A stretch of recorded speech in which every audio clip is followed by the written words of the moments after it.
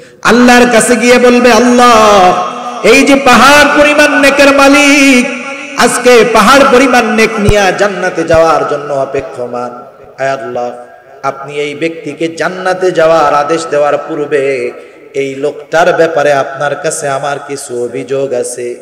দুনিয়াতে ওই লোকটার ক্ষমতা ছিল, প্রভাব ছিল। আয় আল্লাহ, দুনিয়াতে আমার লোকবল ছিল না, ধনবল ছিল না, আমি দুর্বল ছিলাম, যার কারণে এই লোকটা দুনিয়াতে আমার উপরে জুলুম করেছিল। আল্লাহ, আমি তো ন্যায় বিচার দুনিয়াতে পাই নাই, আজকে কিয়ামতের দিন আমি কি ন্যায় বিচারটা পাবো না? দুনিয়াতে কি হয়, যে মাজলুম সে যদি বিচারের জন্য যায় তার উপরে আরো জুলুম করা হয়, ঠিক কিনা বলেন?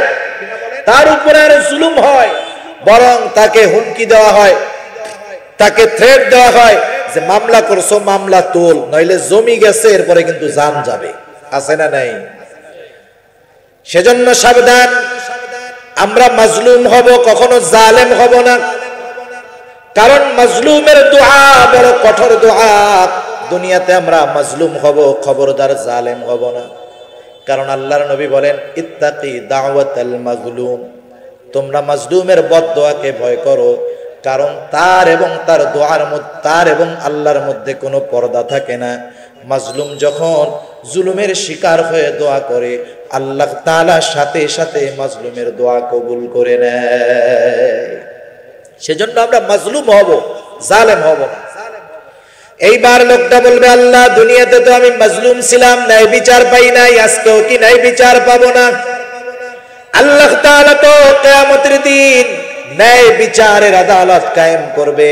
আল্লাহ তাআলা বলেন, ওয়ানাযুল মাওয়াজিনাল কিসতা লিয়াউমিল কিয়ামা ফালা তুযলামু নাফসুন শাইআ ওয়া ইন কানা মিসকালা হাববাতিন মিন খারদালিন আতাইনা বিহা ওয়া কাফা বিনা হাসিবিন।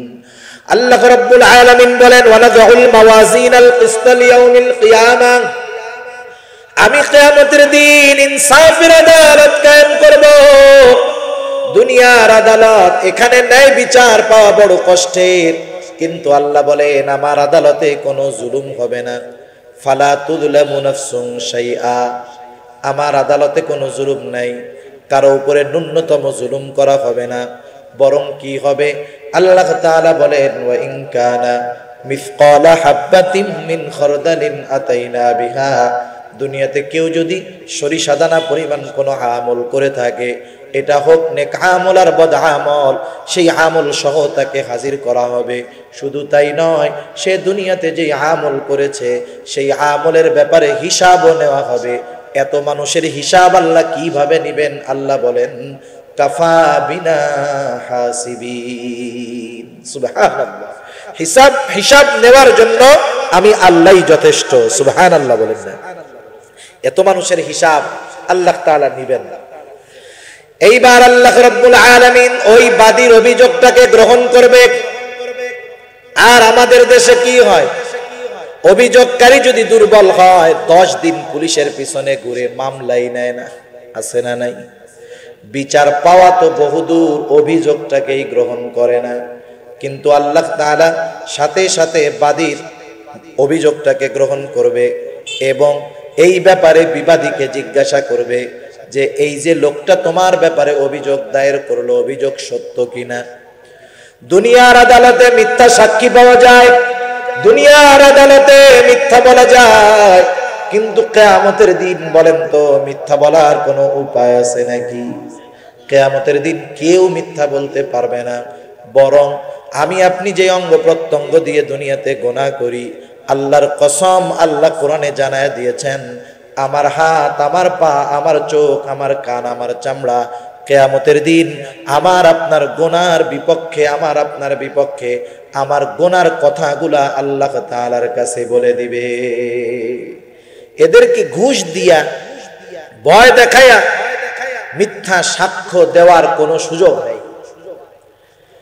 লোকটা তার অভিযোগ স্বীকার করবে, বলবে, হ্যাঁ আল্লাহ, দুনিয়াতে আমি এই লোকটার উপরে জুলুম করেছি, আল্লাহ রাব্বুল আলামিন বলবে তার হকটা তুমি আদায় করে দাও।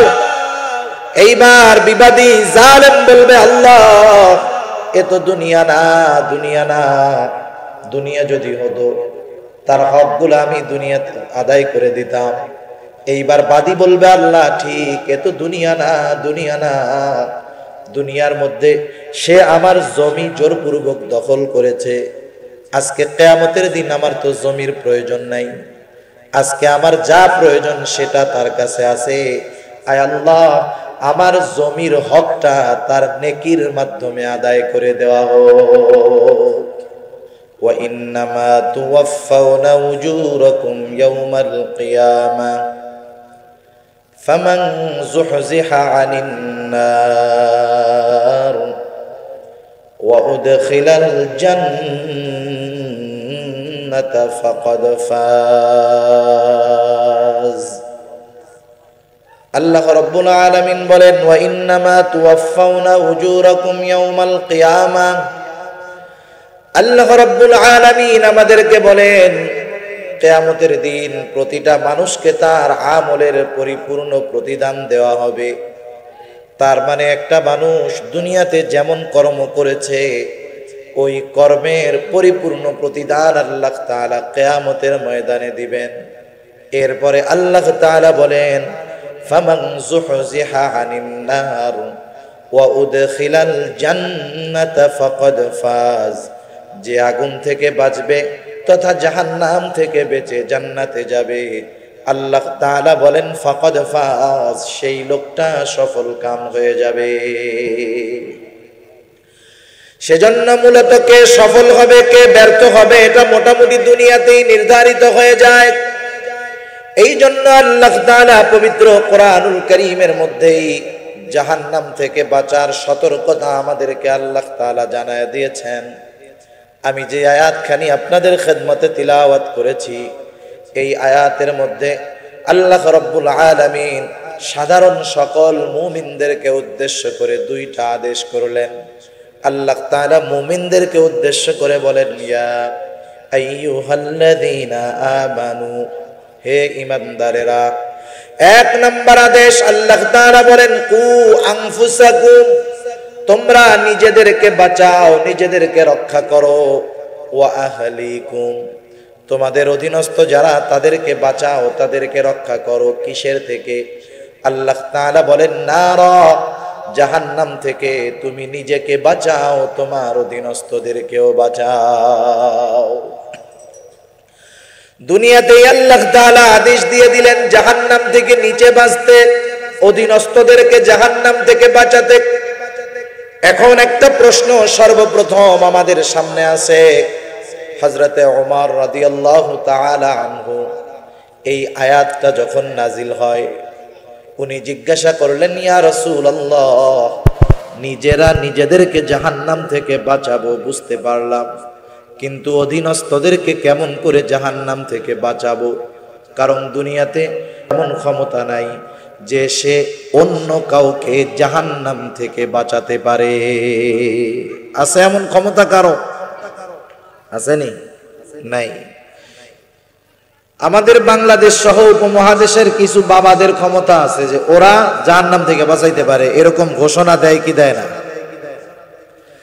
দুনিয়াতে কোনো মানুষ যদি অপর মানুষকে জাহান্নাম থেকে বাঁচানোর গ্যারান্টি দিতে পারত, দুনিয়াতে কোনো মানুষ যদি অপর মানুষকে হেদায়েত নসিব করাইতে পারত, হেদায়েত প্রদান করাইতে পারত, সর্বপ্রথম যেই মানুষটা এই ক্ষমতার অধিকারী হতেন তিনি হতেন মুহাম্মাদুর রাসূলুল্লাহ সাল্লাল্লাহু আলাইহি ওয়াসাল্লাম। কিন্তু আল্লাহর নবীর ব্যাপারে আল্লাহ তাআলা কি বললেন? যখন রাসূল আকরাম সাল্লাল্লাহু আলাইহি ওয়াসাল্লামের চাচা আবু তালেব রাসূলুল্লাহ সাল্লাল্লাহু আলাইহি ওয়াসাল্লাম কি কত স্নেহ করতেন, কত মায়া করতেন, কত ভালোবাসতেন। ঐতিহাসিকগণ বলেন আবু তালেব নিজের সন্তান আলী রাদিয়াল্লাহু তাআলা আনহুর চাইতে আমার আপনার নবীকে বেশি বেশি ভালোবাসতেন। কত মোহাব্বত, কত মায়া। সিরাতের কিতাবের মধ্যে আসছে যখন রাসূলুল্লাহ সাল্লাল্লাহু আলাইহি ওয়াসাল্লাম মানুষের মধ্যে দ্বীনের দাওয়াত দেওয়া শুরু করলেন, তাওহীদের দিকে আহ্বান করলেন, আল্লাহর একত্ববাদের দিকে মানুষকে ডাকা শুরু করলেন, নিজের রিসালাতের খবর মানুষের কাছে পৌঁছায়া দিলেন। যদি তাওহীদ রিসালাতকে অস্বীকার করা হয় পরকালে কি পরিণতি হবে মানুষের কাছে জানায়া দিলেন। আর যারা আল্লাহর একত্ববাদ তাওহীদ রিসালাতকে মেনে নিবে পরকালে তাদের জন্য কি পুরস্কার আল্লাহর নবী মানুষের কাছে জানায়া দিচ্ছেন। একেবারে অল্প সংখ্যক মানুষ আল্লাহর নবীর দাওয়াত গ্রহণ করে ঈমান আনতেছে। কাফেরদের চোখে এই বিষয়টা কিন্তু ভালো লাগে নাই। এবার আবু জেহেল, উতবা, সাইবা মিলে আবু তালেবের কাছে চলে আসছে। বৃদ্ধ আবু তালেব আসার পরে বলে, ও আবু তালেব, আপনি তো আমাদের একজন সম্মানিত ব্যক্তি, আপনি নেতৃত্ব স্থানীয় একজন লোক, আপনার ভাতিজা কি কাজ শুরু করছে তাকায় দেখেন। আপনার ভাতিজার কারণে আজকে ভাই ভাইতে দ্বন্দ্ব শুরু হয়ে গেছে। আপনার ভাতিজার কারণে আজকে মায়ের সাথে মেয়ের সম্পর্ক নাই, আপনার ভাতিজার কারণে বাবার সাথে ছেলের সম্পর্ক নাই। ও আবু তালেব, আপনি আপনার ভাতিজাকে থামান। আপনি যদি আপনার ভাতিজাকে না থামান আমরা কিন্তু আপনার ভাতিজার বিরুদ্ধে কঠোর অবস্থান গ্রহণ করব। আবু জেহেল, উতবা, সাইবা আল্লাহর নবীর কাছে কথাগুলা বলে চলে গেল। আবু তালেব সেই দিন আবু জেহেল, উতবা, সাইবারে বুঝ দিয়া পাঠায় দিল। আল্লাহর নবী তার কাজ যথাযথভাবে আঞ্জাম দিয়ে যাচ্ছেন। দিন যায়, রাসূল আকরাম সাল্লাল্লাহু আলাইহি ওয়াসাল্লামের কাজের পরিধি বাড়ে, দাওয়াতের পরিধি বাড়ে। আবু জেহেল, উতবা, সাইবা বুঝতে পারলো আবু তালেব সে আমাদের এই কথাগুলা হয়তো মুহাম্মাদের কাছে বলে নাই, মুহাম্মাদকে হয়তো বারণ করে নাই। যদি করত তাহলে তো মুহাম্মদ হয়তো কাজ থেকে বিরত থাকতো। ওরা চিন্তা করলো আমরা তো এক গোত্রের মানুষ গেছি, এই জন্য মনে হয় আবু তালেব কথাটাকে গুরুত্ব দেয় নাই। এইবার মক্কার আশেপাশে যত গোত্র আছে সব গোত্রের সরদারদেরকে নিয়ে আবু জেহেল, উতবা, সাইবা আবু তালেবের বাড়িতে উপস্থিত। এইবার আবু জেহেল বলতেছে, ও আবু তালেব, আপনি হয়তো আপনার ভাতিজাকে মানা করেন নাই, আজকে আর আমি একা আসি নাই, দুইজন তিনজন আসি নাই, আমাদের মক্কার আশেপাশের সব গোত্রের নেতাদেরকে নিয়ে আপনার কাছে এসেছি। আজকে আপনার কাছে বলে যাই, আপনি যদি আপনার ভাতিজাকে তার কাছ থেকে বিরত না করেন আমরা কিন্তু সব গোত্রের মানুষ এই ব্যাপারে ঐক্যবদ্ধ হয়েছি যে আমরা আপনার ভাতিজার কাজটাকে থামায়া দিব। আগের দিন আসছিল আবু জেহেল, উতবা, সাইবা দুই তিনজন, এবার সব গোত্রের নেতারা একত্রে যখন আসছে আবু তালেব চিন্তিত হয়ে গেছে, ভীত হয়ে গেছে।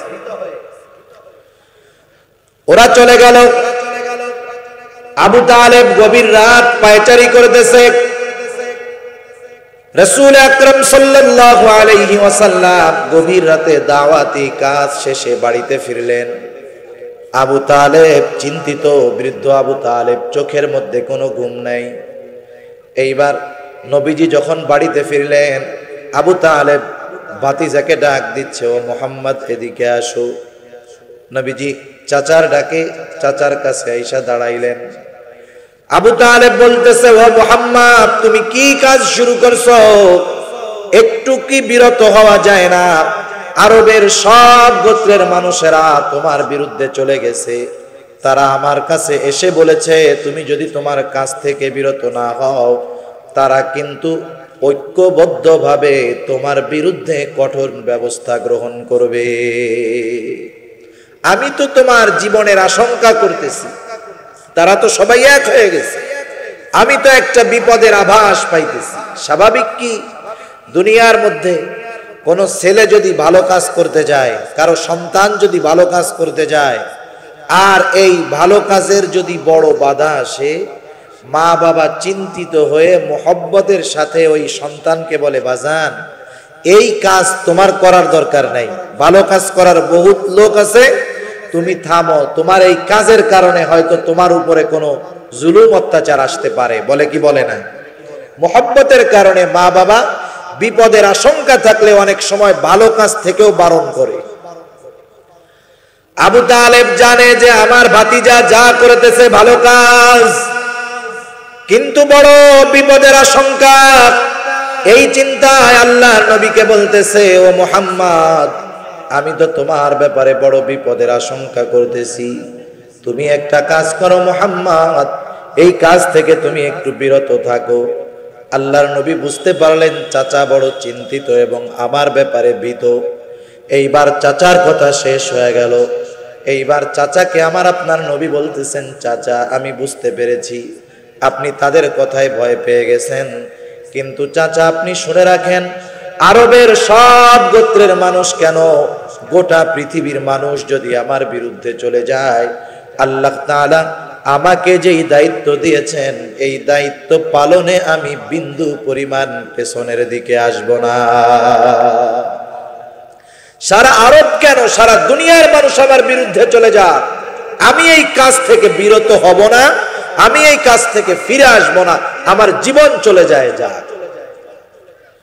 আবু তালেব রাসূল আকরাম সাল্লাল্লাহু আলাইহি ওয়াসাল্লামের কথা বুঝতে পারলেন, আমার ভাতিজা পিছু হটবে না, পিছনে ফিরবে না। আল্লাহর নবীর কথা তার অন্তরের মধ্যে পৌঁছায় গেল। বুঝতে পারলেন আমার ভাতিজা তার দায়িত্ব পালন করবেই। যদি বিষয়টা এমন হয় আপনার সন্তান একটা ভালো কাজ করবে, আপনি মানা করলেন যে বাবা কাজটা করো না, বিপদ আছে, কিন্তু আপনার ছেলে দৃঢ় প্রতিজ্ঞাবদ্ধ, আপনাকে বলতেছে মা, আপনাকে বলে বাবা, আমার জীবন চলে যায় যাক, তবুও আমি এই ভালো কাজটা করবই করব। তাহলে একজন বাবা হিসাবে আপনি যদি দেখেন আপনার সন্তান এমন দৃঢ় প্রত্যয়, আপনি চিন্তা করবেন আমার ছেলে ভালো কাজ করার জন্য রওনা হলো, আমি বাবা হিসাবে অবশ্যই তাকে সমর্থন এবং সাপোর্ট দেওয়ার দরকার। আপনি আপনার ছেলের দৃঢ়তার কাছে, প্রতিজ্ঞার কাছে হার মেনে তাকে সমর্থন দিবেন, ঠিক না? তখন বলবেন বাজান যাও তুমি এই কাজ করো, আমি তোমার সাথে আছি, বিপদ আপদ যা হোক আমি আছি তোমার সাথে, তোমার কোনো চিন্তা নাই, তুমি ভালো কাজটা করো। আবু তালেব যদিও কাফের, কিন্তু আবু তালেব বুঝতে পারলো আমার ভাতিজা যেই কাজ করতেছে এই কাজ থেকে সে বিন্দু পরিমাণ পেছনে ফিরবে না। এবার আবু তালেব বলে, ও মুহাম্মদ, আমি বুঝতে পেরেছি আল্লাহ তাআলা তোমাকে যেই দায়িত্ব দিয়েছে তুমি দায়িত্ব পালন করো, আমি বেঁচে থাকতে তোমার গায়ে আমি একটা কাঁটার আঁচড়ও লাগতে দিব না। আল্লাহর নবীর ওই মুহূর্তের যেই পরিস্থিতি, রাসূল আকরাম সাল্লাল্লাহু আলাইহি ওয়াসাল্লামের ওই সময়ের যে অবস্থা, ওই সময় তার পক্ষে সাপোর্ট দেওয়া জীবনের জন্য বড় ঝুঁকির বিষয় ছিল, ঠিক কিনা বলেন? কিন্তু আবু তালেব সেই ঝুঁকিকে কোনো পরোয়া করে নাই। রাসূল আকরাম সাল্লাল্লাহু আলাইহি ওয়াসাল্লামের পক্ষে থাকছে, সাপোর্ট দিয়েছে। একটা সময় আবু তালেব জীবনের অন্তিম মুহূর্তে পৌঁছায় গেল, একেবারে শয্যাশায়ী হয়ে গেছে আবু তালেব। বোঝা যায় দুনিয়াতে আর বেশি দিন হয়তো আবু তালেব থাকবে না, বেশি সময় হয়তো আর দুনিয়ার বুকে থাকবে না।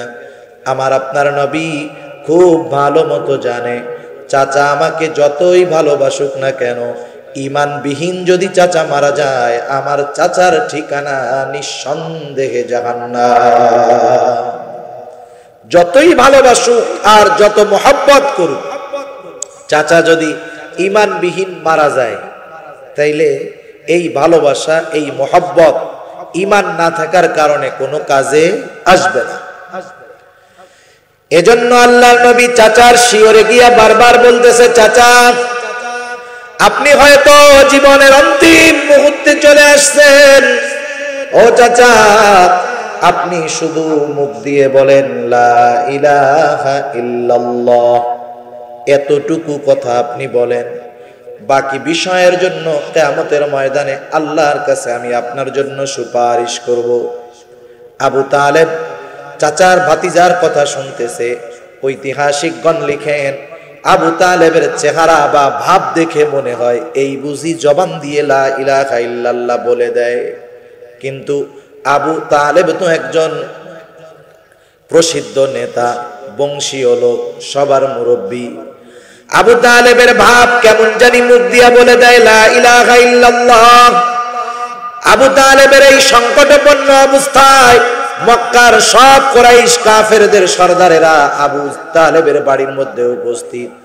যখন দেখতে পাইল আবু তালেবের ভাব ভালো না, এই বুঝি মুহাম্মাদের ধর্মে চলে যায়, আবু জেহেল দৌড় দিয়ে আইসা বলে, ও আবু তালেব, সারা জিন্দেগি বাপ দাদার ধর্মের উপরে থাকলা, সবাই তোমাকে সম্মান করে, সবাই তোমাকে নেতা মনে করে, বংশের একজন গুরুত্বপূর্ণ ব্যক্তি মনে করে। তুমি যদি মরার সময় বাপ দাদার ধর্ম ত্যাগ করে দুনিয়া থেকে যাও, মানুষ তোমার মৃত্যুর পরে তোমাকে কাপুরুষ বলবে, তোমার প্রশংসা করবে না, তোমার বদনাম করবে। তুমি কি তোমার মৃত্যুর সময় তোমার এবং তোমার বাপ দাদার ধর্মের মুখে চুনকালি দিয়া মরবা নাকি? উত্তেজিত কইরা দিছে। আবু তালেব মারা গেল, ঈমান নসিব হলো না। রাসূল আকরাম সাল্লাল্লাহু আলাইহি ওয়াসাল্লাম জানেন, আমার চাচা আমাকে যত ভালোবাসুক না কেন, এই ভালোবাসা কোনো কাজে আসবে না। নবীজির মনটা বড় খারাপ। আহারে, যেই চাচা দাদার মৃত্যু থেকে নিয়ে সেই চাচা নিজের মৃত্যু পর্যন্ত আমাকে কত স্নেহের সাথে আগলে রেখেছেন, শত্রুদের আক্রমণ থেকে রক্ষা করার চেষ্টা করেছেন, এই চাচা ঈমানবিহীন দুনিয়া থেকে চলে গেল, ঈমান নসিব হলো না। রাসূল আকরাম সাল্লাল্লাহু আলাইহি ওয়াসাল্লামের মনটা খারাপ। আর আল্লাহ তাআলা ওহী নাজিল করে জানায়া দিলেন, ইন্নাকা লা তাহদি মান আহবাবতা ওয়ালাকিন্নাল্লাহা ইয়াহদি মান ইয়াশা। নবীজির মন খারাপ, চাচার হেদায়েত নসিব হয় নাই। আর আল্লাহ তাআলা বলতেছেন, ইন্নাকা লা তাহদি মান আহবাবতা ওয়ালাকিন্নাল্লাহা ইয়াহদি মান ইয়াশা। আল্লাহ তাআলা বলেন, হাবিব, আপনি যাকে মহব্বত করেন, যাকে ভালোবাসেন, আপনি ভালোবাসতে পারেন ঠিক, কিন্তু আপনি তাকে হেদায়েত দিতে পারবেন না। বরং আল্লাহ বলেন, ইন্নাকা লা তাহদি মান আহবাবতা ওয়ালাকিন্নাল্লাহা ইয়াহদি মান ইয়াশা। বরং আল্লাহ তাআলা যাকে চায় আল্লাহ তাআলা তাকে হেদায়েত দিবে। তাহলে জাহান্নাম থেকে বাঁচানোর ক্ষমতা মানুষের আছে? নাই। যখন কাফেরদের মধ্যে আল্লাহর নবী দাওয়াত দিচ্ছেন, রাসূল আকরাম সাল্লাল্লাহু আলাইহি ওয়াসাল্লাম কাফেরদের মধ্যে দ্বীনের দাওয়াত দেয়, কাফেররা গ্রহণ তো করেই না, বরং নবীজির বিরোধিতা করে, অত্যাচার করে, জুলুম করে। নবীজি চিন্তিত হয়ে গেলেন, পেরেশান হয়ে গেলেন দুইটা কারণে। একটা কারণ হলো যে এরা তো সবাই আমার কাছের লোক, আমার আত্মীয় স্বজন, আমার বংশের লোক। আমি 40টা বছর প্রায় এদের মধ্যে অতিবাহিত করলাম, আমি এদের মধ্যে বড় হলাম, এদের মধ্যে চলাফেরা করলাম। এই মানুষগুলা যদি ঈমান না আনে তো জাহান্নামে চলে যাবে। উম্মতের চিন্তা। 2 নাম্বার চিন্তা হলো, না জানি আমার দাওয়াতের মধ্যে কোনো ত্রুটি আছে নাকি, যার কারণে মানুষ আমার কথা শুনে না, ঈমান আনে না। এই কারণে নবীজি পেরেশান, চিন্তিত, খাওয়া দাওয়া কমে গেছে, অবস্থা খারাপ, শারীরিক দুর্বলতা গ্রাস করে বসছে আল্লাহর নবীকে। আল্লাহ তাআলা ওহী নাজিল করে দিলেন। আল্লাহ বলেন, লাআল্লাকা বাখিউন নাফসাকা আল্লা ইয়াকুনু মুমিনিন।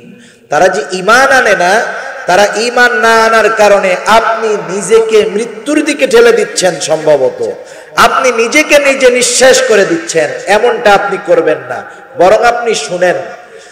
আল্লাহ তাআলা এরপরে বলেন, ইন্না শাআনু নাযিল আলাইহিম মিনাস সামাই আয়াতান ফাযাল্লাত আ'নাকুহুম লাহা খাদিঈন। আপনি তারা ঈমান না আনার কারণে নিজেকে নিজে নিঃশেষ করে দিচ্ছেন। আপনি শুনে নেন, আমি আল্লাহ যদি চাইতাম আকাশ হতে এমন নিদর্শন নাজিল করতাম, তাদের অহংকারের ঘাড়টা নিচা হয়ে যাইত, তারা ঈমান আনতে বাধ্য হতো, আপনার কথা তারা মানতে বাধ্য হতো। কিন্তু আমি আল্লাহ তাদেরকে কোনো কথা মানতে বাধ্য করতে চাই না। সেই জন্য আপনার চিন্তার কোনো কারণ নাই। আপনাকে যেই দায়িত্ব দেওয়া হয়েছে, আপনি কথাগুলা মানুষের কাছে পৌঁছায়া দিবেন। কে হেদায়াত পাবে কে পাবে না এটার চিন্তা আপনার নয়, এটার চিন্তা আমি আল্লাহ। কিন্তু আপনার দায়িত্ব কি? আল্লাহ তাআলা বলেন, ইয়া আইয়ুহার রাসূল বাল্লিগ মা উনজিলা ইলাইকা মির রাব্বিক। আপনার কাজ হলো, আমি যেই জিম্মাদারি, যেই কথা, যেই দায়িত্ব আপনাকে দিয়েছি, এটা মানুষের কাছে পৌঁছায়া দেওয়া। জোর করে কাউকে ঈমান আনানো, কাউকে দ্বীনের পথে আনা, এ দায়িত্ব আমি আপনাকে দেই নাই। সুবহানাল্লাহ। যেহেতু আল্লাহ তাআলা নবী রাসূলদেরকে এই দায়িত্ব দেয় নাই যে জোর কইরা কাউরে হেদায়েতের পথে আনতে হবে, সুতরাং আমাদেরকেও আল্লাহ তাআলা এই দায়িত্ব দেয় নাই। বরং আমাদের দায়িত্ব কি? আমাদের দায়িত্ব হলো কথাগুলা মানুষের কাছে পৌঁছায়া দেওয়া। যে মানবে সে কামিয়াব, যে মানবে না সে ব্যর্থ। ঠিক কিনা বলো? এজন্য আল্লাহ তাআলা বললেন, ইয়া আইয়ুহাল্লাযীনা ওই ব্যক্তির ব্যাপারে আল্লাহ রাব্বুল আলামিনের কাছে কয়েক আল্লাহর বান্দা অভিযোগ দায়ের করবে। আল্লাহর কাছে গিয়ে বলবে, আল্লাহ, এই যে পাহাড় পরিমাণ নেকের মালিক, আজকে পাহাড় পরিমাণ নেক নিয়ে জান্নাতে যাওয়ার জন্য অপেক্ষমান। আয় আল্লাহ, আপনি এই ব্যক্তিকে জান্নাতে যাওয়ার আদেশ দেওয়ার পূর্বে এই লোকটার ব্যাপারে আপনার কাছে আমার কিছু অভিযোগ আছে। দুনিয়াতে ওই লোকটার ক্ষমতা ছিল, প্রভাব ছিল। আয় আল্লাহ, দুনিয়াতে আমার লোকবল ছিল না, ধনবল ছিল না, আমি দুর্বল ছিলাম, যার কারণে এই লোকটা দুনিয়াতে আমার উপরে জুলুম করেছিল। আল্লাহ, আমি তো ন্যায় বিচার দুনিয়াতে পাই নাই, আজকে কিয়ামতের দিন আমি কি ন্যায় বিচারটা পাবো না? দুনিয়াতে কি হয়, যে মাজলুম সে যদি বিচারের জন্য যায়, তার উপরে আরো জুলুম করা হয়। ঠিক কিনা বলেন? তার উপরে আরো জুলুম হয়, বরং তাকে হুমকি দেওয়া হয়, তাকে থ্রেট দেওয়া হয় যে মামলা করছো, মামলা তোল, নইলে জমি গেছে, এরপরে কিন্তু জান যাবে। আছে না নাই? সেজন্য সাবধান, আমরা মাজলুম হব, কখনো জালেম হব না। কারণ মাজলুমের দোয়া বড় কঠোর দোয়া। দুনিয়াতে আমরা মাজলুম হব, খবরদার জালেম হব না। কারণ আল্লাহর নবী বলেন, ইত্তাকি দাওয়াতাল মাজলুম, তোমরা মাজলুমের বদদোয়াকে ভয় করো। কারণ তার এবং তার দোয়ার মধ্যে, তার এবং আল্লাহর মধ্যে কোনো পর্দা থাকে না। মাজলুম যখন জুলুমের শিকার হয়ে দোয়া করে, আল্লাহ তাআলা সাথে সাথে মাজলুমের দোয়া কবুল করে নেয়। সেজন্য আমরা মাজলুম হব, জালেম হব না। এইবার লোকটা বলবে, আল্লাহ, দুনিয়াতে তো আমি মাজলুম ছিলাম, ন্যায় বিচার পাই নাই, আজকেও কি ন্যায় বিচার পাবো না? আল্লাহ তাআলা তো কিয়ামতের দিন ন্যায় বিচারের আদালত কায়েম করবে। আল্লাহ তাআলা বলেন, ওয়ানাযউল মাওয়াজিনাল কিসতা লিয়াউমিল কিয়ামাহ ফালা তুযলামু নাফসুন শাইআ ওয়া ইন কানা মিসকালা হাববাতিন মিন খারদালিন আতাইনা বিহা ওয়া কাফা বিনা হাসিবিন। আল্লাহ রাব্বুল আলামিন বলেন, ওয়ানাযউল মাওয়াজিনাল কিসতা লিয়াউমিল কিয়ামাহ, আমি কিয়ামতের দিন ইনসাফের আদালত কায়েম করব। দুনিয়ার আদালত, এখানে ন্যায় বিচার পাওয়া বড় কষ্টের, কিন্তু আল্লাহ বলেন আমার আদালতে কোনো জুলুম হবে না। ফালা তুযলামু নাফসুন শাইআ, আমার আদালতে কোনো জুলুম নাই, কারো উপরে ন্যূনতম জুলুম করা হবে না। বরং কি হবে? আল্লাহ তাআলা বলেন, ওয়া ইন কানা মিসকালা হাববাতিন মিন খারদালিন আতাইনা বিহা, দুনিয়াতে কেউ যদি সরিষা দানা পরিমাণ কোনো আমল করে থাকে, এটা হোক নেক আমল আর বদ আমল, সেই আমল সহ তাকে হাজির করা হবে। শুধু তাই নয়, সে দুনিয়াতে যে আমল করেছে সেই আমলের ব্যাপারে হিসাবও নেওয়া হবে। এত মানুষের হিসাব আল্লাহ কিভাবে নিবেন? আল্লাহ বলেন, কাফা বিনা হাসিবিন। সুবহানাল্লাহ। হিসাব নেওয়ার জন্য আমি আল্লাহই যথেষ্ট। সুবহানাল্লাহ বলেন না? এত মানুষের হিসাব আল্লাহ তাআলা নিবেন না। এইবার আল্লাহ রাব্বুল আলামিন ওই বাদীর অভিযোগটাকে গ্রহণ করবে। আর আমাদের দেশে কি হয়? অভিযোগকারী যদি দুর্বল হয়, 10 দিন পুলিশের পিছনে ঘুরে মামলাই নেয় না। আছে না নাই? বিচার পাওয়া তো বহুদূর, অভিযোগটাকেই গ্রহণ করে না। কিন্তু আল্লাহ তাআলা সাথে সাথে বাদীর অভিযোগটাকে গ্রহণ করবে এবং এই ব্যাপারে বিবাদীকে জিজ্ঞাসা করবে যে এই যে লোকটা তোমার ব্যাপারে অভিযোগ দায়ের করলো, অভিযোগ সত্য কিনা। দুনিয়ার আদালতে মিথ্যা সাক্ষী পাওয়া যায়, দুনিয়ার আদালতে মিথ্যা বলা যায়, কিন্তু কিয়ামতের দিন বলেন তো মিথ্যা বলার কোনো উপায় আছে নাকি? কিয়ামতের দিন কেউ মিথ্যা বলতে পারবে না। বরং আমি আপনি যে অঙ্গ প্রত্যঙ্গ দিয়ে দুনিয়াতে গুনাহ করি, আল্লাহর কসম, আল্লাহ কোরআনে জানায় দিয়েছেন, আমার হাত, আমার পা, আমার চোখ, আমার কান, আমার চামড়া কিয়ামতের দিন আমার আপনার গুনার বিপক্ষে, আমার আপনার বিপক্ষে আমার গুনার কথাগুলা আল্লাহ তাআলার কাছে বলে দিবে। এদেরকে ঘুষ দিয়া, ভয় দেখায়া মিথ্যা সাক্ষ্য দেওয়ার কোনো সুযোগ নেই। লোকটা তার অভিযোগ স্বীকার করবে, বলবে হ্যাঁ আল্লাহ, দুনিয়াতে আমি এই লোকটার উপরে জুলুম করেছি। আল্লাহ রাব্বুল আলামিন বলবে তার হকটা তুমি আদায় করে দাও। এইবার বিবাদী জালেম বলবে আল্লাহ, এ তো দুনিয়া না, দুনিয়া না, দুনিয়া যদি হতো তার হকগুলো আমি দুনিয়াতে আদায় করে দিতাম। এইবার বাদী বলবে আল্লাহ ঠিক, এ তো দুনিয়া না, দুনিয়া না, দুনিয়ার মধ্যে সে আমার জমি জোরপূর্বক দখল করেছে। আজকে কিয়ামতের দিন আমার তো জমির প্রয়োজন নাই, আজকে আমার যা প্রয়োজন সেটা তার কাছে আছে। আয় আল্লাহ, আমার জমির হকটা তার নেকির মাধ্যমে আদায় করে দেওয়া হোক। আমার জমি লাগবে না, ওই জমির বদৌলতে আমার নেক আমলটা দিক। যারা যৌবনকালে জুলুম করে, অবৈধভাবে সম্পদ উপার্জন করে, বুড়াকালে দেখবেন এরা বেশি ভালো হয়, ঠিক না? 1000 দানার তসবিহ নিয়া খালি সুবহানাল্লাহ আলহামদুলিল্লাহ বলতে থাকে। এই যে এইগুলা বলে, এতে তো সওয়াব হয়, অবশ্যই কোনো সন্দেহ নাই। নফল ইবাদত করে সওয়াব হয়, কোনো সন্দেহ নাই। কিন্তু এই জালেম বার্ধক্যে যেই সওয়াবগুলা অর্জন করতেছে, আফসোস যৌবনে মানুষের হক নষ্ট করার কারণে বার্ধক্যে যত সওয়াব উপার্জন করতেছে সব কিয়ামতের ময়দানে ওই মাজলুমদেরকে দিয়ে দিতে হবে। এবার অভিযোগকারী একের পর এক আইসা ওই বেটার ব্যাপারে আল্লাহর কাছে অভিযোগ দায়ের করবে।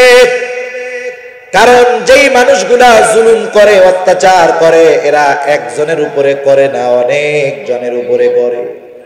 যেমন বোঝানোর জন্য বলি, মনে করেন একটা লোক রিক্সা চালায় অথবা অটো চালায়, সে একা রিক্সা চালায় অথবা একা অটো চালায়, কিন্তু তার উপার্জনের মাধ্যমে সে কিন্তু একা চলে না, বরং তার উপার্জন দিয়ে তার স্ত্রী, সন্তান, মা বাবা, তাদের খাবার, চিকিৎসার ব্যবস্থা হয়। এখন কেউ যদি ওই একজন অটোওয়ালারে জুলুম করে তার অটোটা নষ্ট করে দেয়, রিক্সাটা ভেঙে দেয়, সে কেমন যেন একজনের উপরে জুলুম করে নাই, বরং ওই অটোওয়ালার গোটা পরিবারের উপরে সে জুলুম করে। সেজন্য যারা জালেম তাদের জুলুমের শিকার অনেকেই হয়। আর দুনিয়ার নিয়মটাও এরকম, যখন কোনো জালেম সরকারের গেড়াকলে পড়ে, আইনের গেড়াকলে পড়ে ফেসে যায়, তখন কেঁচো খুঁড়তে গিয়ে সাপ বের হয়, ধরা খায়। এক অপরাধে একের পর এক 100 অপরাধ তার ব্যাপারে যোগ হয়, ঠিক কিনা বলেন? কিয়ামতের ময়দানে মানুষেরা যখন দেখবে অমুক জালেম, ওই লোকটা মাজলুম দুনিয়ায় ছিল, ন্যায় বিচার পেয়ে গেল, এইবার একের পর এক তার ব্যাপারে আল্লাহর কাছে অভিযোগ দায়ের করতে থাকবে। আর এই মাজলুমের হকগুলা ওই জালেম নেক দিয়া আদায় করতে থাকবে। একটা সময় মানুষের হক আদায় করতে করতে পাহাড় পরিমাণ নেকি শেষ হয়ে যাবে, কিন্তু অভিযোগকারী এখনো শেষ হয় নাই। আল্লাহ তাআলা বলবে দাও, তাদের হকগুলা আদায় করে দাও। পাহাড় পরিমাণ নেকের মালিক বলবে আল্লাহ, মানুষের হক আদায় করতে করতে আমার সব নেকি শেষ হয়ে গেছে, আর একটা নেকি অবশিষ্ট নাই। এইবার ওই বাদীরা বলবে, তারা বলবে আল্লাহ, নেকি নাই তাতে কি, আমাদের তো গুনাহ রয়েছে, আমাদের গুনাহগুলা নিয়া আমাদেরকে হালকা বানায়া দে। এবার পাহাড় পরিমাণ নেকের মালিক মানুষের হক নষ্ট করার কারণে মানুষের গুনাহ নিয়া নিয়া পাহাড় পরিমাণ গুনার মালিক হয়ে যাবে। আল্লাহর নবী বলেন, কিয়ামতের ময়দানে এই লোকটার চাইতে নিঃস্ব আর কেউ থাকবে না, যে পাহাড় পরিমাণ নেক নিয়ে আল্লাহর দরবারে উঠছে। তার নামাজের অভাব ছিল না, রোজার অভাব ছিল না, যাকাতের অভাব ছিল না, দান সাদকার অভাব ছিল না, হজ উমরার অভাব ছিল না, কিন্তু একটা জিনিস দুনিয়াতে করেছে, বান্দার হক নষ্ট করেছে। যার কারণে এত আমল নিয়ে, সওয়াবের পাহাড় নিয়ে দুনিয়াতে কিয়ামতের ময়দানে উপস্থিত হওয়ার পরেও, হাজির হওয়ার পরেও ওই দুনিয়ার হকদারদের হক আদায় করতে করতে নেকি শেষ, গুনার পাহাড়ের মালিক হয়ে গেছে। সেজন্য বান্দার হক বড় জটিল হক। আমার আপনার অধীনস্থ যারা, তারাও আমাদের কাছে কিন্তু হক পায়। সেজন্য তাদের হক গুলা আদায় করার দরকার। আমার ছেলে আমার কাছে হক পায়, আমার মেয়ে আমার কাছে হক পায়, আমার স্ত্রী আমার কাছে হক পায়, আমার অধীনস্থ যারা তারা আমার কাছে হক পায়। কেউ যদি দুনিয়াতে তাদের হক গুলা আদায় না করে, কিয়ামতের ময়দানে হয়তো ওই লোকটার জাহান্নামে যাওয়ার কারণ হবে তার ছেলে মেয়ে অথবা তার স্ত্রী। অসম্ভবের কোনো কিছু না, এটা সম্ভব। কারণ কিয়ামতে দুনিয়ায় সন্তানের জন্য যত কষ্ট করা হোক, কিয়ামতে সন্তান কি বাবার এই কষ্টের স্বীকৃতি দিবে? দিবে না। সেজন্য সন্তানের হক, এটা বান্দার হকের মধ্যে অন্তর্ভুক্ত।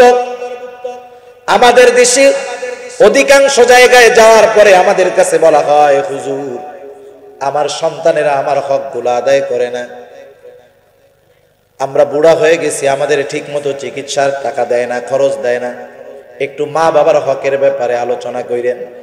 তখন আমার বলতে মন চায়, চাচা আপনার সন্তান আজকে আপনার হক আদায় করে না, আমার তো আপনাকে জিজ্ঞাসা করতে মন চায়, আপনি কি আপনার সন্তানের হকগুলো আদায় করেছেন নাকি? মা বাবার হক সন্তানের উপরে কখন ওয়াজিব হয়? একটা ছোট বাচ্চা নাবালক, মা বাবার কোনো হক ওর উপরে আছে? ও তো নাবালক, ও কি করবে? বালিক হওয়ার পরে ওই সন্তানের উপরে মা বাবার হক আদায় করা ওয়াজিব হয়। কিন্তু একটা সন্তান দুনিয়াতে আসার আগে ওই সন্তান মা বাবার কাছে কিছু হক পায়। সুবহানাল্লাহ। তাইলে দেখেন, যারা বিবাহ করে নাই, বিবাহ হবে কি হবে না আল্লাহ জানে, দুনিয়ায় বাঁচবে কি বাঁচবে না আল্লাহ জানে, বিবাহ করার আগেই অনাগত সন্তান আল্লাহ দিবেন কি দিবেন না আল্লাহ ভালো জানে, কিন্তু বিবাহ করার আগেই একটা অবিবাহিত যুবকের কাছে অনাগত সন্তান হক প্রাপ্ত হয়ে আছে। সুবহানাল্লাহ। খলিফাতুল মুসলিমিন হযরত ওমর রাদিয়াল্লাহু তাআলা আনহুর কাছে একদিন একটা লোক আসছে। আসার পরে নিজের সন্তানের ব্যাপারে অভিযোগ দায়ের করতেছে, ও খলিফাতুল মুসলিমিন, আমার সন্তান আমার হক আদায় করে না। হযরত ওমর রাদিয়াল্লাহু তাআলা আনহু বললেন, তোমার ছেলেটারে কি সাথে আনছো নাকি? বলে, না আনি নাই। বলে, আগামী দিন ছেলে সহ আমার কাছে আসবা। পরের দিন লোকটা তার ছেলে সহ হযরত ওমর রাদিয়াল্লাহু তাআলা আনহুর কাছে হাজির হলেন। এইবার হযরত ওমর রাদিয়াল্লাহু তাআলা আনহু ছেলেটাকে জিজ্ঞাসা করে, কি ব্যাপার, তোমার বাবা তোমার ব্যাপারে যে অভিযোগ দায়ের করলো এটা কতটুকু সত্য? তুমি কি তোমার বাবার হক আদায় করো না? ছেলেটা এবার পাল্টা প্রশ্ন করে বসলো, ও খলিফাতুল মুসলিমিন, হক কি শুধু আমার কাছে আমার মা বাবাই পাবে? আমি কি তাদের কাছে কোনো হক পাবো না? আমি কি তাদের কাছে কোনো হক পাই না? হযরত ওমর রাদিয়াল্লাহু তাআলা আনহু ওই মুহূর্তে তিনটা হকের কথা বলছেন। কয়টা হক? তিনটা হকের কথা বলেছেন, যেগুলা সন্তান মা বাবার কাছে এই হকগুলা প্রাপ্য। কিন্তু কোরআন হাদিসের আলোকে আরো কিছু হকের কথা পাওয়া যায়, যেই অভিভাবক সন্তানের ব্যাপারে এই হকগুলা আদায় করবে না, আর ওই সন্তান যদি হকগুলা আদায় না করার কারণে জাহান্নামী হয়ে যায়, তাহলে কিয়ামতের ময়দানে কিন্তু ওই সন্তান মা বাবাকে ছেড়ে দিবে না। কি হক? তিনি বললেন, এক নাম্বার হক হলো একটা সন্তান তার বাবার কাছে একজন নেককার মা পায়। একজন নেককার মা একটা সন্তানের হক। বলেন তো, সন্তান আগে নাকি মা আগে? তাহলে বোঝা গেল বিবাহের আগে অনাগত সন্তান একজন অবিবাহিত পুরুষের কাছে একটা হকদার হয়ে আছে, সেটা হলো একজন নেককার মা। কিন্তু আফসোস, আজকের সমাজে আমরা চোখের দেখাটাকে বড় মূল্যায়ন করি, কিন্তু দিনদারিত্বকে আমরা প্রাধান্য দেই না। দেখি সম্পদ কেমন, চেহারা কেমন। এখন বংশ দেখে না, এখন কি দেখে? চেহারা দেখে আর সম্পদ দেখে। আগে মুরব্বীরা বংশ দেখতো, কারণ ওই যে একটা প্রবাদ আছে না, জাতের মেয়ে কালো ভালো, নদীর জল গোলাও ভালো। আগের মুরব্বীরা বংশ দেখে ছেলে বিবাহ দিত, মেয়ে বিবাহ দিত। সম্পদ না থাকুক, দেখতো বংশ আছে কিনা, সাথে সাথে দিনদারিত্ব দেখতো, যে কোরআন পড়তে পারে কিনা, দিনের উপরে চলে কিনা, বাড়িতে পর্দা আছে কিনা। আর এখন মা বাপরে দেখানোর টাইম নাই, নিজে এক জায়গায় মন মতো বিয়ে কইরা পোলাপান একটা নিয়ে আইসা বাড়িতে এসে কই যে তো দাদা পার উপরে যায় পড়, ঠিক না? আইসা দাদার পায়ের উপরে ফেলায় দেয় যে এই যে আপনার পোতা নাতি ধরেন। এখন কি করবে? বাধ্য হইয়া মাইনা নাই। আর যদি বংশীয় মেয়ে না হয়, অসভ্য মেয়ে হয়, অনেক সময় সুখের সংসারটাকে জাহান্নাম বানায় ফেলে, আছে না নাই? সেজন্য সর্বপ্রথম বিবাহ করতে হবে দিনদার মেয়ে দেখে। রাসূল আকরাম সাল্লাল্লাহু আলাইহি ওয়াসাল্লাম বলেন, তুনকাহুল মারআতু লিআরবাঈন লিমালিহা ওয়া লিজামালিহা ওয়া লিহিসাবিহা ওয়া লিদীনিহা ফাযফার বিযাতিদ দ্বীন। নবীজি বলেন, মানুষ চারটা জিনিস দেখে বিবাহ করে। এক নাম্বার দেখে সৌন্দর্য, দুই নাম্বার দেখে সম্পদ, তিন নাম্বার দেখে বংশ, চার নাম্বার দিনদারিত্ব। আল্লাহর নবী বলেন, তোমরা দিনদারিত্বকে প্রাধান্য দাও। যদি বাকি তিনটা নাও থাকে, দিনদারিত্ব থাকে, একটা সময় সংসার সুখের সংসার হবে। আর বাকি তিনটা আছে তবে দিনদারিত্ব নাই, ওই সংসার একটা সময় জাহান্নামের গর্তে পরিণত হয়ে যাবে। কারণ যার ঘরের স্ত্রী অসভ্য, যার স্ত্রী বদ্দিন, সেই লোকটা জানে যে তার ঘরের মধ্যে কেমন অশান্তি, ঠিক কিনা বলে? আর ঘরের মধ্যে যদি একটা দিনদার স্ত্রী থাকে, নেককার সন্তান থাকে, খাক না খাক অন্তরের মধ্যে একটা পরিতৃপ্তি থাকে, ঠিক কিনা বলে? এজন্য অনাগত সন্তানের প্রথম হক হলো একজন নেককার মা। নেককার মা বাছাই করে বিবাহ করতে হবে, দিনদার মেয়েকে বিবাহ করতে হবে। অবশ্যই দিনদারিত্বকে প্রাধান্য দিয়ে, বাকিগুলা যদি থাকে ভালোর উপরে ভালো, বাকিগুলা যদি থাকে, দিনদারিত্ব যদি না থাকে, এক কথায় সেটা বাদ। এজন্য একজন সন্তানের সর্বপ্রথম হক হলো একজন নেককার মা। এরপরেও সন্তানের কিছু বিষয় আছে। এরপরে সন্তান যখন মায়ের পেটে আসবে, মার কিছু দায়িত্ব আছে। সন্তান যখন মায়ের পেটে আসবে, আজকে চিকিৎসা বিজ্ঞান বলতেছে যে কোন সন্তান যখন মায়ের পেটে আসে, ওই মা যেমন আচরণ করে, যেমন ব্যবহার করে, তার চরিত্রটা যেমন হয়, ওই গর্ভের সন্তানের উপরে মায়ের ওই আখলাকের বড় প্রভাব পড়ে। আমেরিকার একজন ডাক্তার, উনি গর্ভবতী মহিলাদেরকে নিয়ে একটা সেমিনার করছেন। তাদেরকে উনি বলতেছেন যে শোনেন, আপনারা যে যেটা পছন্দ করেন, কেউ যদি চান যে আপনার ছেলে ভালো গায়ক হোক, তাহলে আপনি গান শুনবেন, আপনি নিজে গান গাইবেন, তাহলে আপনার সন্তান ভালো গায়ক হবে। কেন? সন্তান যখন শ্রবণ শক্তি পায়, মার পেটের মধ্যে যখন সে শ্রবণ শক্তি পায়, তখন মা যা বলে, যা শোনে, সন্তান কান খাড়া করে দিয়ে ওইগুলা শুনে। সুবহানাল্লাহ।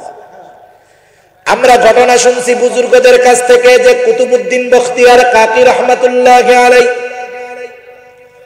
উনি মায়ের পেটের মধ্যে থেকেই নাকি 18 পারার হাফেজ ছিলেন। একটা সময় অসম্ভব মনে হইতো, কিন্তু বিজ্ঞানের এই উৎকর্ষতার ফলে বোঝা যায় এটাও অসম্ভব নয়। কারণ কুতুবউদ্দিন বখতিয়ার কাকি রহমাতুল্লাহি আলাইহির মা 18 পারার হাফেজা ছিলেন। উনি কুতুবউদ্দিন বখতিয়ার কাকি পেটে থাকা অবস্থায় চলতে ফিরতে ওই 18 পারা কোরআনের তিলাওয়াত করতেন। শুধু তাই না, উনি যখন ভূমিষ্ঠ হওয়ার পর কুতুবউদ্দিন বখতিয়ার কাকি রহমাতুল্লাহি আলাইহিকে নিয়ে কোলে দুধ পান করাইতেন। হাট্টিমা টিম টিম, ওই দেখা যায় তাল গাছ, এগুলা বলতেন না, কোরআনের তিলাওয়াত করতেন। আর কলিজার টুকরা সন্তানকে তিনি দুধ পান করাইতেন। বিজ্ঞান বলে মায়ের পেটে থাকা অবস্থায় বাচ্চা মা যা বলে, মা যা শোনে, সে সেটা শুনতে পায়। কিন্তু আমাদের অবস্থা কি? আমাদের অবস্থা হলো, যখন মায়ের পেটে কোনো সন্তান আসে, অধিকাংশ ফ্যামিলিতে স্বামীকে ফোন দিয়ে বলে, শোনো এখন তো আর নড়াচড়ার কোনো উপায় নাই, কাম কাজ কেমনে করবো, ঘরে বসে থাকতে হয়, তোমার বাড়ির ডিশের লাইনটাও ডিস্টার্ব, একটা কাজ করো, দ্রুত বড় একটা টেলিভিশন আর ডিশের লাইনটা ঠিক করায় দাও, নাইলে আমার এই 10 মাস পোলা পেটের মধ্যে রেখে কেমনে কাটাবো? ঠিক কিনা বলেন? দেখে সিনেমা, দেখে কুটনামি, যা দেখে যা শোনে পুরাটার প্রভাব ওই মায়ের পেটের মধ্যে ওই সন্তানের উপরে পড়ে। সেজন্য মা যারা পেটে সন্তান আসার পরে দ্বীনি কাজ বাড়ায় দিতে হবে, দুরূদ শরীফ ইস্তিগফারের আমল বাড়ায় দিতে হবে, গুনার কাজ করা যাবে না, গুনার কাজ থেকে বেঁচে থাকতে হবে। এরপরে সন্তান যখন দুনিয়াতে ভূমিষ্ঠ হবে, সর্বপ্রথম সন্তানের অন্যতম হকের মধ্যে অন্যতম হলো দুনিয়ায় ভূমিষ্ঠ হওয়ার পর দুনিয়ার কোনো আওয়াজ কানে যাওয়ার আগে আল্লাহর একত্ববাদ তাওহীদের আওয়াজ তার কানে পৌঁছায়া দিতে হবে। হাদিসের মধ্যে আসছে রাসূল আকরাম সাল্লাল্লাহু আলাইহি ওয়াসাল্লাম হযরত হাসান রাদিয়াল্লাহু তাআলা আনহু ডান কানে আযান বাম কানে ইকামত দিয়েছেন। কিন্তু আমাদের দেশে সমস্যা কি? ফুড পয়জনিং এর কারণে, বিভিন্ন কারণে স্বাভাবিক এখন অধিকাংশ বাচ্চার জন্ম হয় হসপিটালে সিজারের মাধ্যমে, ঠিক না? হাসপাতালে যখন জন্ম হয় ছেলেটার কানে আজান দেওয়ার, মেয়েটার কানে আজান ইকামত দেওয়ার কোনো সুযোগ হয় না। কিন্তু আফসোস, আমার একজন খুব মুহাব্বতের মানুষ, তিনি থাকেন আমেরিকার মিশিগানে, আমেরিকার মতো একটা জায়গা। উনি বলতেছেন যে হুজুর, আমার জীবনে আমি দেখেছি আমরা মুসলমান শুধু নামে, কিন্তু একজন মুসলমানের কর্মপন্থাকে একটা খ্রিস্টান দেশে কতটা রেসপেক্ট করা হয় অকল্পনীয়। তিনি আমাকে বলতেছেন যে শোনেন, আমার সন্তান হবে, আমি তাকে হসপিটালে নিয়ে গেলাম মিশিগানে। আমি যখন আমার নামটা বললাম, আমার নামটা মুসলিম নাম, সাথে সাথে রিসিপশনে যিনি আছেন তিনি আমাকে বললেন, অবশ্যই আপনার স্ত্রীর ট্রিটমেন্টের জন্য আমরা মহিলা ডাক্তারের ব্যবস্থা করে দিব। উনি বলতেছেন, আমি বলার আগে আপনি এটা কেন করলেন? বললেন, এইবার রিসিপশন থেকে বলতেছে, আপনি একজন মুসলিম, আমরা জানি মুসলিম নারীরা কখনো কোনো বাহিরের বেগানা পুরুষের সাথে যা সামনে যায় না। একজন মহিলা আরো বলে দিলেন, আপনাকে যেই ক্যাবিনগুলো দেওয়া হবে ওখানে সব দায়িত্ব হলো মহিলারা, একটা পুরুষও সেখানে নাই, আপনি চিন্তা করবেন না। এবার কি হলো, ডেলিভারির টাইম, অপারেশন থিয়েটারের বাহিরে বসে আছেন সেই ভাই, আর অপারেশন থিয়েটারের সামনে হঠাৎ একজন কালো হাবশি আফ্রিকান ঘোরাফেরা করতেছে, পুরুষ মানুষ। তিনি চিন্তা করলেন, এখানে সব মহিলা, আমার সন্তান হচ্ছে, এই জন্য আমি এইখানে বসা, কিন্তু এই কালো আফ্রিকান লোকটা এখানে ঘুরে কেন? ওনার একটু সন্দেহ লাগছে। উনি এবার আফ্রিকানকে ডাক দিল, জিজ্ঞাসা করতেছে, তুমি এইখানে কেন আসছো? এবার আফ্রিকান জবাব দিল, শোনো, আমাকে অপারেশন থিয়েটার থেকে ফোন করা হয়েছে, এখানে আসার জন্য বলা হয়েছে। কোন কারণে? এইবার বলতেছে যে শোনো, আমি একজন আফ্রিকান মুসলিম, আমার নাম হলো বেলাল, আমাকে ফোন করা হয়েছে এই কারণে, কারণ অপারেশন থিয়েটারের মধ্যে একজন মুসলিম বোনের ডেলিভারি হইতেছে। ওই বাচ্চা ভূমিষ্ঠ হওয়ার পর আমি ওই বাচ্চার ডান কানে আজান এবং বাম কানে ইকামত দিব। এই ব্যবস্থাপনা হসপিটাল কর্তৃপক্ষই করে রাখছে। মিশিগান আমেরিকার, ইসলামের বড় দুশ্মন, তাই না? অথচ দেখেন তাদের মেডিকেল ইসলামী অনুভূতিগুলা, সন্তানের হকের বিষয়গুলা কতটা সেনসিটিভ, যে তাকে দায়িত্ব দেওয়া হয়েছে এবং সে বলে যে শোনো ভাই, এই হসপিটালে যত মুসলিম সন্তান জন্ম নেয় প্রত্যেকের ডান কানে আজান বাম কানে ইকামত দেওয়ার দায়িত্ব আমাকে দিয়ে দেওয়া হয়েছে, হসপিটাল কর্তৃপক্ষ আমাকে এই দায়িত্ব দিয়েছে। সুবহানাল্লাহ। আর আমাদের দেশের অবস্থা কি হয়? আমরা তো সুযোগই পাই না। আর আমরা কি করি? বাচ্চা হয় এক জায়গায়, আজান হয় আর এক জায়গায়, খবর যায় আর এক জায়গায়। বাচ্চা হইছে নানা বাড়ি, নানা বাড়ি থেকে বাচ্চা হওয়ার পরে বাবা বিদেশে, ফোন দেওয়া হইল বিদেশ যে তোমার একটা ছেলে হইছে। এবার বিদেশ থেকে আব্দুর রহিম তার বাড়ি লাকসামে ফোন দেয় যে আমার একটা ছেলে হইছে, মসজিদে আজান দিয়ে দে। ছেলে কই, খবর কই, আজান কই? আজান দিতে হবে নবজাতকের ডান কানে বাম কানে, পুরুষ যদি না থাকে মহিলারা এই শব্দগুলো উচ্চারণ করে দিবে, শেষ। এরপরে সপ্তম দিন এই ছেলেটার ভালো একটা নাম রাখবে, মাথার চুলগুলা মুন্ডাবে, চুলগুলা চেঁচে দিবে। যদি বেশি অসুবিধা না হয় একটু দেরি কইরা কাটবে, কারণ সিজারে যেই বাচ্চাগুলা হয় তাদের মাথার চামড়াটা বেশি নরম থাকে, ব্লেড দিয়ে চাচতে গেলে একটা রিস্ক থাকে। যদি কোনো বিপদ আপদ মুসিবতের আশঙ্কা না থাকে তাহলে ওই চুল পরিমাণ ওজন স্বর্ণরৌপ্য অথবা তার পরিমাণ টাকা সাদকা করে দিবে। সপ্তম দিন সুন্দর একটা নাম রাখবে, যেই নামটা তার ধর্মের পরিচয় বহন করে। কিন্তু আমাদের দেশে যে ডাক নাম রাখে অনেক ক্ষেত্রে বোঝা যায় না এই ডাক নামের দ্বারা সে মুসলমান, হিন্দু, বেটা না মহিলা, টেরি পাওয়া যায় না। এমন নাম আছে না নাই? সেজন্য নাম, ভালো নাম রাখতে হবে। হাদিসের মধ্যে আসছে আল্লাহ তাআলার কাছে সবচাইতে প্রিয় নাম হলো আব্দুল্লাহ আর আব্দুর রহমান। আব্দুল্লাহ আর আব্দুর রহমান যদি এলাকায় বেশি হয় তাহলে সাহাবাদের নাম আছে মিলায় রাখবে, অথবা আল্লাহর গুণবাচক শব্দের সাথে আব্দ শব্দ যোগ করে রাখবে। যেমন আব্দুল খালেক আছে না নাম, কিন্তু আমরা ডাকি কেমনি? ও খালেক কে, ই কে আছে না নাই? কারণ নাম ধরে এভাবে ডাকা যাবে না। খালেক কোনো মানুষের নাম হতে পারে না। খালেক কে?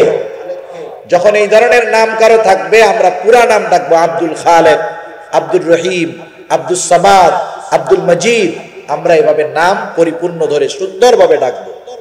খবরদার কারো নাম তেড়া বেঁকা করে আমরা ডাকবো না। এটা কাফেরদের স্বভাব, মুমিনদের স্বভাব এরকম হতে পারে না। সেই জন্য সুন্দর একটা ডাক নাম রাখতে হবে। এরপরে যেই কাজ, সপ্তম দিন নাম রাখার পরে আকিকা করতে হবে। ছেলে হলে 2টা ছাগল, মেয়ে হলে একটা। যার সামর্থ্য নাই সে জানি আবার সুদের টাকা আইনা ছাগল 2টা না দেয়, এটা দরকার নাই। সামর্থ্য নাই একটাই দিবে, কোনো অসুবিধা নাই। দিতে পারে না এখন, না পারুক পরে দিবে, কোনো অসুবিধা নাই। কিন্তু হারাম পন্থায় আকিকা করার কোনো দরকার নাই। এই ফজিলতের কথা শুই না হারাম কাজে যাওয়ার দরকার নাই। এক গল্প কয় মুরব্বীরা আগে শুনছি, এক হুজুর নামাজের আগে পাগড়ির ফজিলত এমন বয়ান করছে যে পাগড়ি ছাড়া নামাজি হয় না। এক নতুন মুসল্লি গেছে, পাঞ্জাবিও নাই, গেঞ্জি গায়ে, লুঙ্গি পরা। এখন পাগড়ি পাবে কই? লুঙ্গি খুইলা মাথার মধ্যে পাগড়ি বাঁধা শুরু করে দিছে। আরে ভাই, আগে তো ফরজ ঠিক রাখতে হবে, এরপরেই না ওই ফজিলত, ঠিক কিনা বলেন? সেজন্য হারাম পদ্ধতি অবলম্বন করে আমরা আকিকার মধ্যে যাব না। আমাদের দেশে একটা ফিতনা আছে, কোরবানির সময় আসলে এক গ্রুপ শুরু করে দেয় যে কোরবানির সাথে আকিকা করা যাবে না, জায়েজ নাই, হারাম, এমন কিছু। 1 নাম্বার বিষয় হলো আকিকা সপ্তম দিনে করা, এটা তো একটা সুন্নাত। না পারলে পরের সপ্তাহে, না পারলে পরের সপ্তাহে, এটা সুন্নাত। আকিকা করা স্বতন্ত্রভাবে আরেকটা সুন্নাত। কথা বুঝতে পারছেন? দিন ঠিক রেখে করা এক সুন্নাত, আর আকিকা করাটাই স্বতন্ত্রভাবে একটা সুন্নাত। একজন মানুষ সামর্থ্য নাই, এবিলিটি নাই, দিন ঠিক রাখতে পারে নাই, কোরবানির সময় সে পারতেছে, সে সাথে করবে, অসুবিধা নাই। এই পদ্ধতি জায়েজ, তবে সুন্নাহ পদ্ধতি নয়। সেজন্য যাদের এবিলিটি আছে এমন অনেক মানুষও আকিকা দেওয়ার ক্ষেত্রে ইচ্ছাকৃত বিলম্ব করে, আছে না নাই বলেন? বিলম্ব করে যে না এখন আর কি দরকার, একবারে কোরবানির সময় একসাথে দিয়া দিব। এই কাজটা করবেন না। যাদের এবিলিটি নাই, কোরবানির সময় সামর্থ্য হয়েছে, তারা কোরবানির সাথে দিল, এটা জায়েজ আছে, অসুবিধা নাই। কিন্তু আপনার যখন এবিলিটি আছে, আপনি দিন তারিখ ঠিক রেখে আপনি ওই সময় আকিকা দিয়ে দিবেন। এরপরে যখন ছেলেটা আর একটু বড় হবে, আস্তে আস্তে তার জবান ফুটবে। উলামায়ে কেরাম, বুজুর্গানে দিন বলেন, সর্বপ্রথম তার জবান দিয়ে আল্লাহ শব্দটা উচ্চারণ করানোর চেষ্টা করবে। এরপরে আর একটু বড় যখন হবে, সর্বপ্রথম তাকে দ্বীনি শিক্ষায় শিক্ষিত করবে। এটাই হলো তার মূল ব্যাকগ্রাউন্ড। মায়ের কোল হলো সন্তানের প্রথম শিক্ষা কেন্দ্র, শিক্ষা প্রতিষ্ঠান। পরিবার থেকে একটা বাচ্চা নৈতিকতার শিক্ষা পায়, পরিবার থেকে একটা বাচ্চা পরিপূর্ণ মানুষ হওয়ার পথের পথিক হয়। সেজন্য আমরা আমাদের সন্তানদের ব্যাপারে সাবধান থাকব। অনেক সময় আমরা অসতর্কতার কারণে সন্তানদের সাথে মিথ্যা বলি না? এ ধরনের কাজ আমরা করব না। যেমন 3-4 বছরের বাচ্চা, ছোট বাচ্চা একটা অপরাধ করে ফেলছে, মনে করেন একটা গ্লাস ভেঙে ফেলছে, সে তো মনে করেছে বড় একটা অপরাধ করে ফেলছি, ভয়ে দূরে সরে গেল। এইবার অনেক সময় মা ডাক দেয় যে এদিকে আয়, এদিকে আয়, কিছু বলবো না। কিন্তু 4-5 বছরের বাচ্চাটা যখন মায়ের কাছে আসলো, হাতের কাছে পাইয়া এবার মা পিটানি দেয় কি দেয় না? প্রথম কি বলছে? যেদিকে আসো কিচ্ছু বলবো না। সন্তান মাকে বিশ্বাস করে কাছে আসলো, আর যখন সন্তানের মা পিটানি দিল, তার মানে কি ওই বাচ্চা বুঝলো আমার মা একটা লায়ার, মিথ্যাবাদ। ঠিক কিনা বলেন? এ ধরনের কাজ করা যাবে না। এগুলা থেকে সন্তান কিন্তু তার জীবনের ভিত্তি, নৈতিকতা, এগুলা কিন্তু পরিবার থেকেই গড়ে ওঠে। একদিন একজন আল্লাহর নবীর কাছে আসছে ছোট্ট একটা বাচ্চা সাথে। এইবার বাচ্চাটা দূরে চলে গেল। মা এবার বাচ্চাটাকে ডাকতেছে, কাছে আসো মজা দিব, হাতটারে মুখ পাকায় ডাকতেছে, এদিকে আসো মজা দিব। বাচ্চাটা কাছে আসলো, মা হাতের থেকে সম্ভবত একটা খেজুর তার হাতে দিল। আল্লাহর নবী বললেন, তুমি যদি তাকে ধোঁকা দিতা তোমার হাতও, তাহলে তুমি একজন মিথ্যাবাদী বলে গণ্য হতা। আমরা আমাদের সন্তানদের সাথে এই ধরনের মিথ্যা কথা বারবার বলি কি বলি না? আমরা বাচ্চা কাঁদতেছে, আমরা কি বলি? হ্যাঁ, তোমারে খেলনা কিনে দিব, তোমারে বিকাল বেলা ওই জায়গায় নিয়ে যাব। এ ধরনের মিথ্যা আশ্বাস বাচ্চাদেরকে দিব না। এরপরে সে যখন প্রতিষ্ঠানে ভর্তি হবে, প্রথম থেকে দ্বীনি শিক্ষায় শিক্ষিত করব। এই যে নুরানি প্রতিষ্ঠানগুলা, এটা হলো দ্বীনি শিক্ষার একটা ভিত। যার গ্রাউন্ড ভালো, যার ভিত ভালো, তার বিল্ডিং উপরে যত উঠুক এটা থাকবে নিরাপদ। কিন্তু কারো যদি ভিত্তি ভালো না হয়, উপরে বিল্ডিং যত ভালো হোক, ছোট ভূমিকম্প যদি আসে, ওই সুন্দর বিল্ডিংটাও ধসে পড়ে যায়। সেজন্য প্রাথমিক শিক্ষা হবে দ্বীনি শিক্ষা। একটা সময় আমরা আমাদের মুরব্বীদের কাছে শুনছি, স্কুলেই দ্বীনি শিক্ষার প্রাথমিক শিক্ষা যেটা স্কুলেই হয়ে যাইত। এখন তো স্কুলে দ্বীনি শিক্ষা বহুত দূর, বহুত দূর। ধর্ম নামক একটা সাবজেক্ট আছে, এটাকেও সামনে 4 সাবজেক্ট ঐচ্ছিক হিসাবে করার অপচেষ্টা একদল মানুষরূপী জানোয়ার করতেছে। স্কুল থেকে নৈতিকতার শিক্ষা, ধর্মের শিক্ষা উঠায় দেওয়ার অপপ্রচেষ্টা চালায় যাইতেছে। এখন আমরা আমাদের সন্তানদের কি দ্বীনবিহীন ছেড়ে দিব? জোরে বলেন, দ্বীনবিহীন ছেড়ে দিব?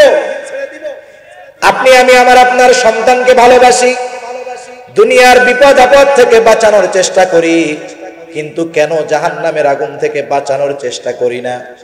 কেন দুনিয়াবি শিক্ষা দেওয়ার আগে সন্তানদেরকে কেন দ্বীনি শিক্ষায় শিক্ষিত করি না? এখন আমি আপনি যদি সন্তানদেরকে প্রাথমিক শিক্ষা, দ্বীনি শিক্ষায় শিক্ষিত না করি, আল্লাহ না করুন, এই সন্তান যদি বদ্দিন হয়ে যায়, তার বদ্দিনীর দায় শুধু তার একার নয়, বরং এই দায় তার অভিভাবককেও বহন করতে হবে। এরপরে ছেলে হোক মেয়ে হোক, এই দায়িত্বগুলো পালন করার পরে আমার আপনার ছেলে মেয়ে যখন যৌবনে পদার্পণ করবে, তাদেরকে বিবাহ দেওয়া, এটা কিন্তু অভিভাবকের দায়িত্ব। আজকে আমাদের দেশে অধিকাংশ ক্ষেত্রে আমরা মনে করি ছেলের বিয়া ছেলে নিজের পায়ে দাঁড়া হয়ে তারপরে করবে, কিন্তু যুবক যুবতীদেরকে বিবাহ দেওয়ার দায়িত্ব আল্লাহ তাআলা অভিভাবকদেরকে দিয়েছেন। আল্লাহ বলেন, ওয়ানকিহুল আয়ামা মিনকুম ওয়াস-সালিহিনা মিন ইবাদিকুম ওয়া ইমাইকুম ইন ইয়াকুনু ফুকারা ইউগনিহিমুল্লাহ। যারা যুবক, বিশেষ করে ছেলেদের ক্ষেত্রে, মেয়েদেরকে তো বয়স হলে বিবাহ দেওয়া হয়, আর বিবাহ দেওয়ার সময় মেয়ের ব্যাপারে আমরা খেয়াল করব একজন দিনদার পাত্রের সাথে বিবাহ দেব। আল্লাহর নবী এক হাদিসের মধ্যে বলেন, তোমাদের কাছে যখন কোনো নেক ছেলের প্রস্তাব আসে, তোমরাই প্রস্তাব ফিরায়া দিও না। যদি প্রস্তাব ফিরায়া দাও, তাহলে দুনিয়ার মধ্যে বিশৃঙ্খলার সৃষ্টি হয়ে যাবে। আমরা কি করি? আমরা মেয়েদেরকে বিবাহ দেওয়ার আগে ছেলে টাকাওয়ালা কিনা, ছেলে বিদেশি কিনা, ছেলে ব্যবসায়ী কিনা, এইটা খোঁজ নেই, কিন্তু ছেলে দিনদার কিনা, ছেলে মুত্তাকি কিনা, ছেলের বাড়িতে পর্দা আছে কিনা, এগুলার খোঁজ খুবই কম মা বাবা নেয়। ঠিক কিনা বলেন? খুব কম মা বাবা নেয়। এ চিন্তা যদি করেন, মেয়েটাকে সম্পদ দেইখা দিছেন আর মনে করলেন মেয়েটা ভালো থাকবে, এই মেয়ে আল্লাহ না করুক দ্বীনি পরিবেশে ছিল, এখন বদ্দীনি পরিবেশে যায়, সেও তো এক সময় বড়দিন হয়ে যাইতে পারে। আপনি মনে করতে পারেন এই দায় তার স্বামীর, কখনোই নয়। আপনি বাবা, আপনি অভিভাবক, এই মেয়েটাকে একটা দ্বীনি পরিবারে আপনি বিবাহ দেন নাই, এই মেয়ে যদি এই বদ্দীনির কারণে জাহান্নামে যায়, আপনি বাবাকে কিন্তু সেদিন সে ছেড়ে দিবে না। সেজন্য ছেলেটাকে বিবাহ দিতে হবে দিনদার মেয়ে দেখে, মেয়েটাকে বিবাহ দিতে হবে দিনদার ছেলে দেখে। কিন্তু আফসোস, এখন আমরা অধিকাংশ অভিভাবক মনে করি ছেলে স্বাবলম্বী হওয়ার পরে বিবাহ করবে। আমরা ছেলেদেরকে বিবাহ দেই না কোন কারণে? বয়স হয়ে যাচ্ছে বেশি, মা বাপ বলে বিয়া দিয়া খাওয়াইব কি, এ কথা বলে কি বলে না? বিবাহ দিয়ে কি খাওয়াবে? বিবাহ এটা একটা ইবাদত, বিবাহ আল্লাহ নবীর একটা সুন্নাত, সুন্নাতটাই তো ইবাদত, ঠিক কিনা বলে? আল্লাহর নবীর সুন্নাত এটা একটা ইবাদত।